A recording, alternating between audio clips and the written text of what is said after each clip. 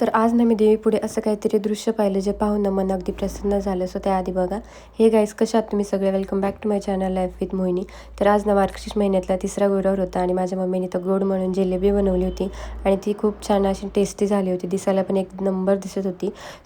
त्यानंतर ना मी त्या चपात्या बनवत होते. आज लाईट पण नव्हती आणि उपवास पण होता आणि मला नंतर कहाणी पण वाचायची होती. सो त्यामुळे ना मी ते चपात्या बनवून घेत होते. लवकरच आज आमचा स्वयंपाक चालला होता.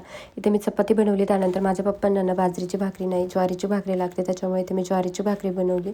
पर्सनली मला ना भाकरी बनवायला पण खूप आवडतात आणि खायलासुद्धा खूप जास्त आवडतात.